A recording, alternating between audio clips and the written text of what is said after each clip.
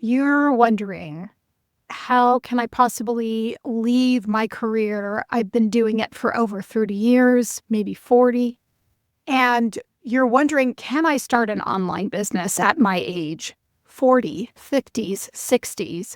And I'm really here to share with you my story of how I left my 30-year career to do an online business at the age of 56. My name is Carrie Koss, and I am an intuitive coach. And I left my career as a hairstylist for doing it for over 30 years in 2019. I was scared, uncertain, and also wasn't sure I could make a viable income. But I also really believed in what I was doing, and I had a passion for it. And I also had a plan. So in this video, I'm going to share with you my story of how I have done it and the things that I have learned along the way, the difficult parts, the parts where I second guessed myself and doubted why I was doing it and if it was worth it.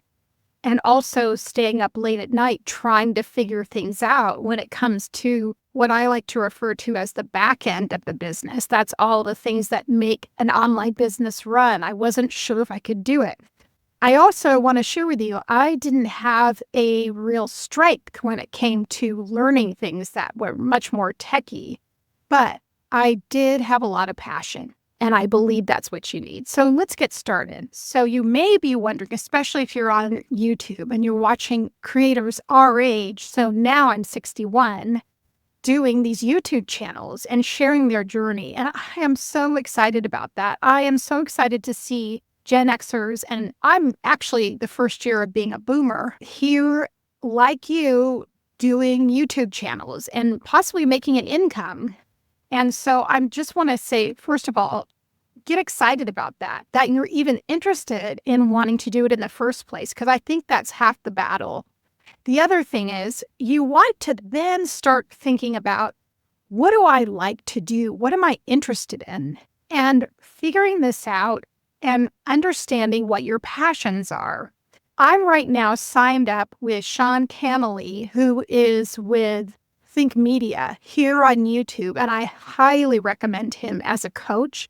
He has a program that really, what I like to say, is soup to nuts, and he really goes through the beginnings of figuring out your niche and then understanding the process of getting up and running on this platform. So for me, I needed a guide. And he was the one I chose, and I'm excited about that. So figuring out your passion for me was a big thing. Now, I admittedly am a person, especially over the years, who's always been very intuitive, and I love coaching people. I'm also what I like to say is a woo-woo person. So I like energy healing, I like manifestation, law of attraction, things of that nature. So I knew that was my passion, and I knew that was going to have what they like to say is legs. I also then have gone in and really done research and have seen that a lot of people right now are very interested in the things that I am doing. So I knew there was something there. So I think it's first, if you're just saying, I have no idea what I want to do, you will find something through your research. If you just have a passion, just keep going. Find those places where you can research and understand more how you're going to fit in. Your passion has legs. The other thing I want to talk about is many of us, especially if we're late Gen Xers and boomers, is we are not always technically proficient. We did not grow up with computers. We didn't grow up with our phones. So sometimes for some of us, it can be very intimidating. And what I like to say is how I have learned is that I have literally said to myself, go one step at a time. You only have to learn one thing at a time. The good thing is there are free resources everywhere for us to learn. There's free resources for us to learn how to set up email list. There's resources to help us understand the basics of what I want to say is learning to do a digital product. That's something I can talk to you about later. Or there's even basics of how to set up a website. There are some very simplistic websites which you can do yourself. Now, with that, along the way, again, you're going to have to do a lot of research, and it's going to be one step at a time, learning how to diagnostically figure out how to get these things going. The other thing is I did rely on my son and my daughter to help me, and they're in their 20s and they're very tech savvy. So I leaned into them when I wasn't sure how to do different things. Especially I remember because I do meditations and I record them, and I had my son, who is a musician and also very techie, help me figure out how to do GarageBand, soup to nuts, one step at a time. And I wrote down the instructions. And even though sometimes I was so frustrated, I just thought, I can do this. So one step at a time. Here's a very big mistake I made early on. This was 2 years ago, and I still kick myself about this. I thought in order to do an online coaching business, I needed to find someone who was a coach who was very successful at it. And so I thought that was the way to go. And so I invested several $1,000s into a coach who I thought was going to be the perfect fit. And it turns out it was not the right fit for me at all.